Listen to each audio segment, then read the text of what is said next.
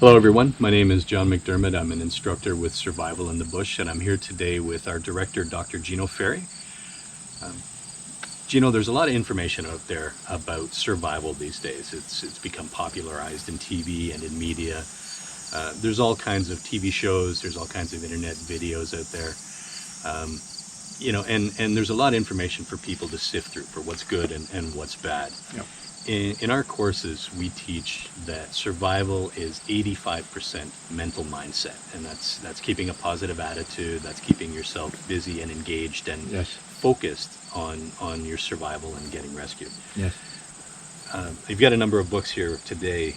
Which ones would you recommend someone read with regards to the psychology or the mental mindset component of survival?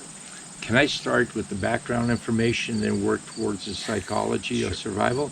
Well, the first book I'd recommend is by Kimmerer, and it's called Braiding Sweetgrass.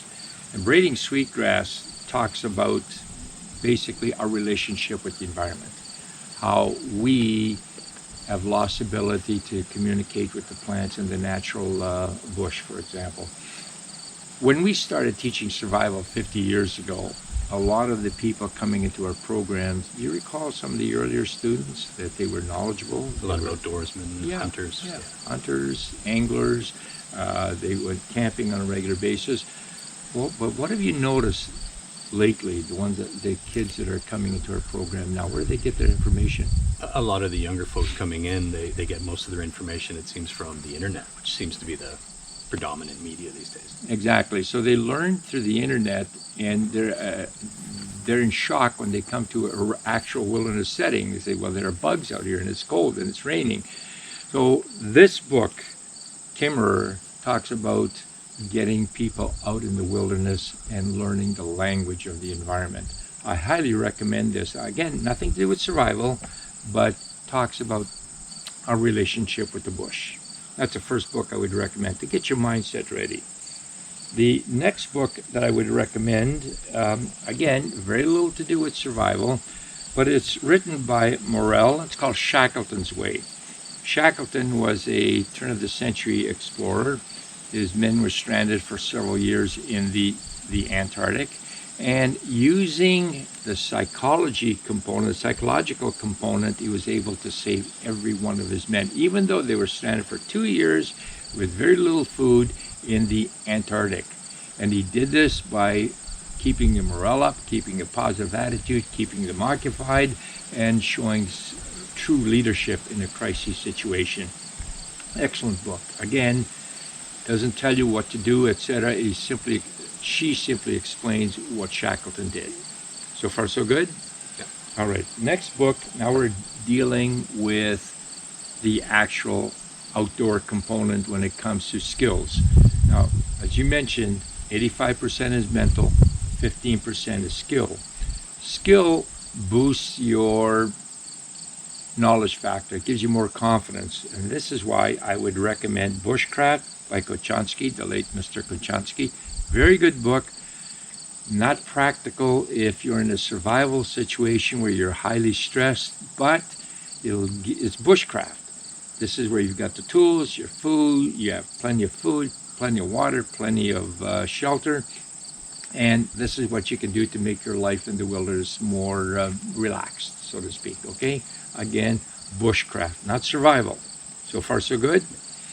Then let's get right into survival. Here's a good book. Recognize the name? I do. Who is it? Very popular guy, Les Stroud. Les Stroud. Les Stroud is very, very, very good at what he does. And he should be, because he spent 4 years of his life learning from us. So he is good, and this is a how-to book. Very little on the psychological component, very big on the 15% skills. Very good at that point. But if you want to get into the psychological component, you need to read a book by Gonzalez called Deep Survival. Deep Survival is very upsetting to read. It's an upsetting book because it talks about what happens to your mind when you're in a crisis situation. It's not very pleasant reading. And Gonzalez talks about what goes through your mind, delves deeply into the psychological component. and some of the things that he says in here, what you'll do. I'll give you an example. Do you remember the one case that you presented to some students about individuals that went down in an airplane? What did they do on their arm?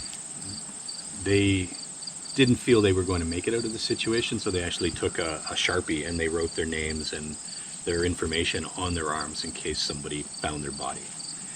How is that for Seems to mental? lack a bit of positivity. It is, but Yeah. you see, they handled the stress and they knew what they had to do and they were realistic.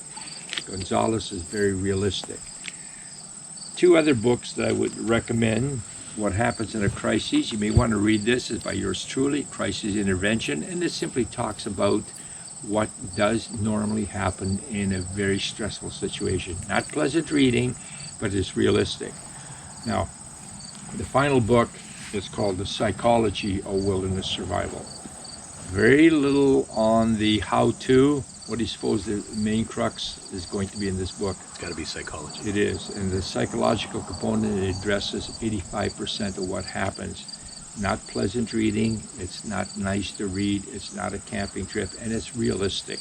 That's why some people don't like reading it, because it's realistic. It shows you what happens to humans under extreme stress.